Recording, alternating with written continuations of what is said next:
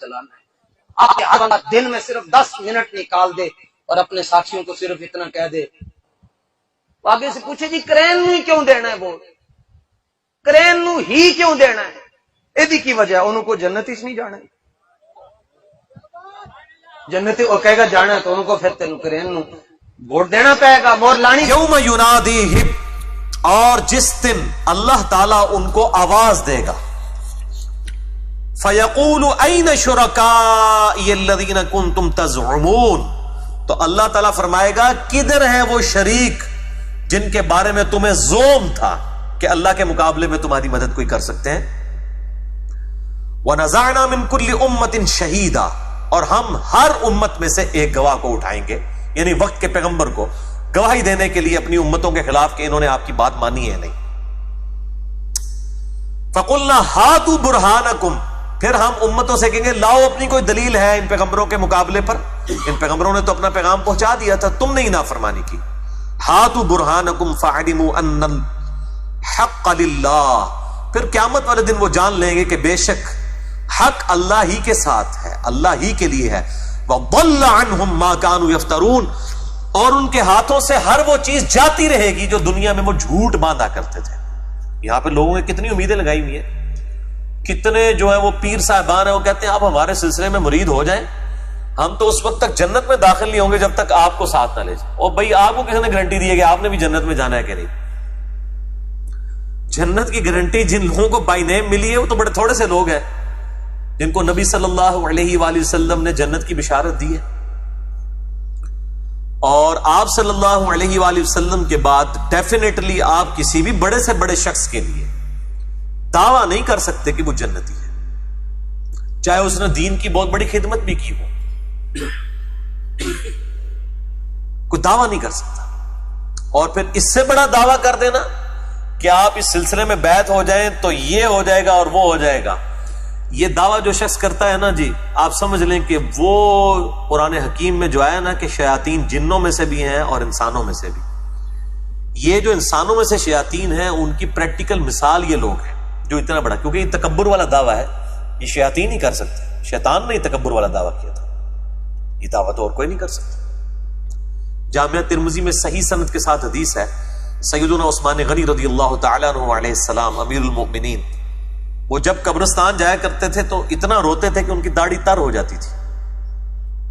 ان سے پوچھا گیا کہ آپ آخرت اور قیامت کے ذکر کے اوپر اس قدر آپ کے اوپر رقت طاری نہیں ہوتی، یہ قبرستان والے معاملے میں ایسا کیوں ہو جاتا ہے؟ تو انہوں نے کہا کہ میں نے نبی صلی اللہ علیہ وآلہ وسلم سے یہ بات خود سنی تھی کہ آخرت کی منزلوں میں سے پہلی منزل قبر ہے، جس کی یہ منزل صحیح ہوئی اس کی اگلی منزلیں آسان ہوتی چلی جائیں گی، اور جس کی یہ منزل پھنس گئی اس کی اگلی منزلیں اس سے مشکل در مشکل ہوتی جائیں گی. والعیاذ باللہ تعالی.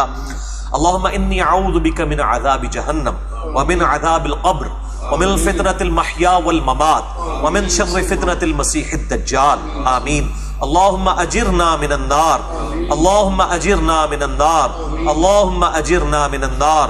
اللہم من نحییتہ منا فاحیہ علی الاسلام ومن توفیتہ منا فتوفہ علی الایمان. آمین. یہ وہ لوگ ہیں جن کو جنت کی گارنٹیاں ملی ہوئی ہیں، عقل نہ ہوئے تھے موجہ ہی موجہ، عقل ہوئے تھے سوچے ہی سوچا. سیدنا عثمان ان خوش نصیب اصحاب میں سے ہیں جنہیں 3 دفعہ جنت کی بشارت ملی ہوئی ہے.